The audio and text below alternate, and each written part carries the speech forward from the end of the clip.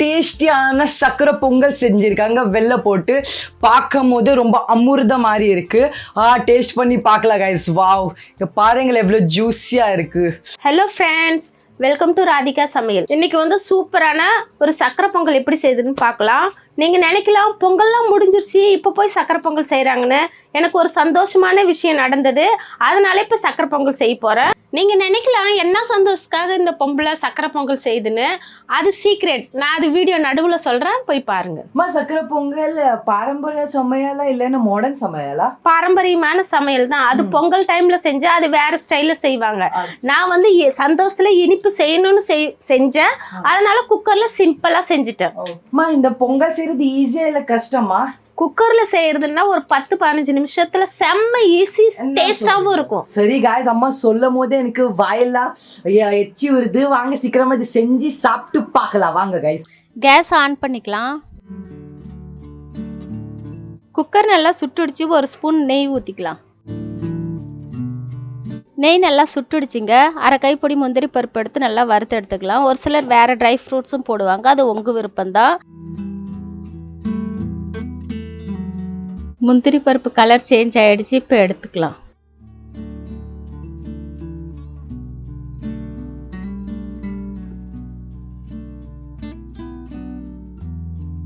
இதே நெய்யில் ஒரு அரை ஸ்பூன் நெய் ஊற்றிக்கிறேன். க்ளீனான அரை கப்பு பாசிப்பருப்பு எடுத்துக்கிட்டேன். இதை நெய்யில் வறுத்து எடுத்துக்கலாம். நம்ம பாசிப்பருப்பு வறுக்கும்போது கேஸை ஸ்லோவாக வைங்க, ஃபாஸ்ட்டில் வைக்க வேணாம். ஃபாஸ்ட்டில் வைக்கும்போது அடி பிடிக்கும், இல்லைனாக்கா கலர் ரொம்ப சேஞ்ச் ஆகிடும். அதை மாதிரி இருக்கக்கூடாது. பாசிப்பருப்பு வந்து வாசனை வர வரைக்கும் வறுத்தா போதும்.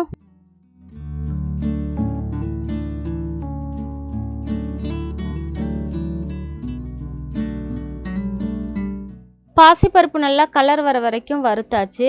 இது மாதிரி வறுத்து எடுக்கும்போது தான் பொங்கல் டேஸ்ட்டாகவும் இருக்கும், ரொம்ப குழஞ்ச மாதிரி இருக்காது. அரை கப்பு பாசிப்பருப்பு எடுத்தேன்ல, அதே கப்பால் ஒரு கப்பு பச்சரிசி எடுத்துட்டேன். பொங்கலுக்கு வந்து எப்போவுமே பச்சரிசி போட்டால் தான் நல்லாயிருக்கும். மாவு பச்சரிசியாக இருந்தாலும் பரவாயில்ல, வேறு பச்சரிசியாக இருந்தாலும் பரவாயில்ல. நல்லா 2 டைம் க்ளீன் பண்ணிவிட்டு அந்த அரிசியை இதே பாசிப்பருப்பில் போட்டுடலாம், வறுத்துக்கலாம். வறுத்து முடிச்ச பிறகு தண்ணி ஊற்றிக்கலாம். இந்த பொங்கலுங்களுக்கு சமைக்க யார் கற்றுக் கொடுத்தாங்க? இது வந்து எனக்கு எங்கள் அம்மாவும் செஞ்சுருக்காங்க, எங்கள் மாமியாரும் செஞ்சுருக்காங்க, எங்கள் பாட்டியும் செஞ்சுருக்காங்க. ஆனால் எங்கள் பாட்டி செய்யும் போது நான் சின்ன வயசாக இருந்தால் அவ்வளோவா எனக்கு ஞாபகம் இல்லை. இப்போ வந்து இது நான் வந்து பொங்கலுக்காக செய்யல, இந்த சக்கரை பொங்கல் நான் ஒரு சந்தோஷத்துக்கு செய்யறேன். என்ன சந்தோஷம் அது? என்ன சந்தோஷம்னாக்கா, என் பையன் வந்து ஸ்கூல்லே பெஸ்ட் ஆல்ரவுண்டர் ஸ்டூடெண்ட் சொல்லிட்டு பிரைஸ் வாங்கியிருக்கான். அந்த ஒரு சந்தோஷத்துல தான் இந்த பொங்கல் செய்யறேன். Mrs. Mary Joseph Award of Memory of Mrs. T.P. Raphael Scholarship for an all-rounder student of Standard 9 goes to Naidu Padmanabhan of 9C.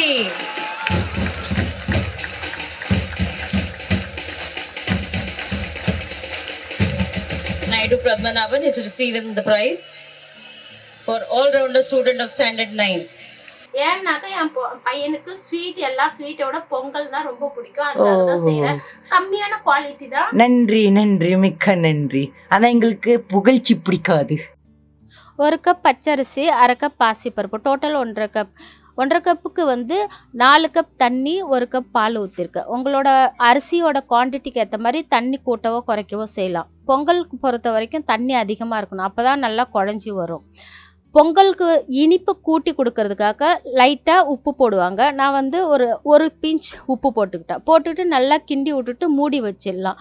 மூடி வச்சுட்டு ஒரு 4-5 விசில் விடணும், அப்போ தான் நல்லா பொங்கல் குழஞ்சி வரும்.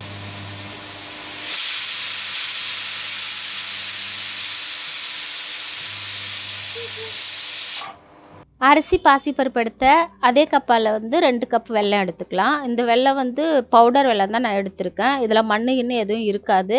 இருந்தாலும் இதை வந்து நான் கரைச்சி எடுத்துக்க போகிறேன். அரை கப் தண்ணி ஊற்றி கரைச்சி எடுத்துக்கலாம். லைட்டாக கரைச்சா போதும், கம்பிப்பாதம் அப்படிலாம் எதுவும் தேவையில்லை.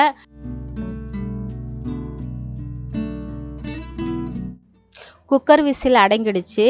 மூடியை ஓப்பன் பண்ணி பார்த்துக்கலாம். பொங்கல் நல்லா குழஞ்சி வந்துடுச்சு. லைட்டாக கிண்டி விட்டுக்கலாம். கரைச்சி வச்ச வெல்லத்தை ஃபில்டர் பண்ணிக்கலாம். இதில் கல் மண் எதுவும் இல்லை, இருந்தாலும் நான் ஃபில்டர் பண்ணிக்கிறேன்.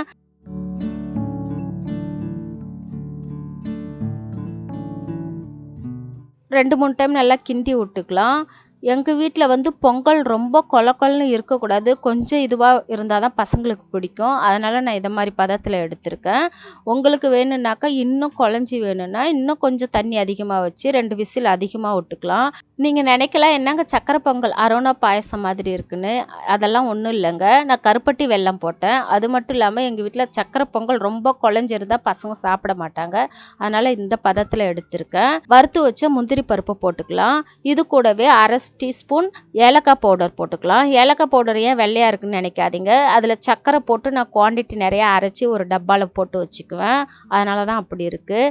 இதில் 2 ஸ்பூன் நெய் ஊற்றிக்கலாம். லாஸ்ட்டாக நெய் ஊற்றும் போது இன்னும் பொங்கல் டேஸ்ட் கொடுக்கும். போட்டு நல்லா கிண்டி விட்டுக்கலாம். சக்கரை பொங்கல் சூப்பராக ரெடி ஆகிடுச்சு. என் பையன் இப்போ டேஸ்ட் பார்ப்பான்.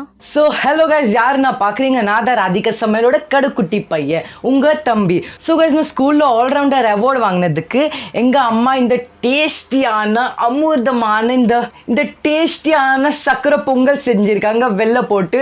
பார்க்கும் போது ரொம்ப அமிர்தம் மாதிரி இருக்குது. டேஸ்ட் பண்ணி பார்க்கலாம் கைஸ். வாவ், இங்கே பாருங்கள் எவ்வளோ ஜூஸியாக இருக்குது. ஆஹா. இப்போ வாங்க கைஸ் டேஸ்ட் பண்ணி பார்க்கலாம்.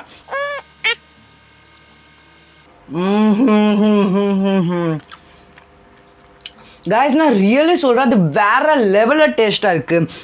அந்த பருப்பு ஒரு கிறிஸ்பினஸ், அந்த முந்திரி பருப்பு சொல்லுவாங்களே, இது முந்திரி பருப்பு, இது எல்லாம் ரொம்ப லைக் மிக்சர் ஆகி செம்ம டேஸ்ட்டாக இருக்குது. தெரில கைஸ், ரிலேட்டிவ் வந்தால் அம்மா லைக் அவ்வளோ நல்லா செய்ய மாட்டாங்க, ஆனால் எனக்காக இவ்வளோ டேஸ்டியாக நல்லா செஞ்சுருக்காங்க. தேங்க்யூம்மா, தேங்க்யூ வெரி மச். அப்பா சாப்பிட்டுட்டே இருக்க போல இருக்கு கைஸ், நான் சாப்பிட்டுட்டே இருக்கேன். ஹா. கைஸ், அடுத்த வீடியோவில் சந்திக்கலாம். அது வரைக்கும் தேங்க்ஸ் ஃபார் வாட்சிங்.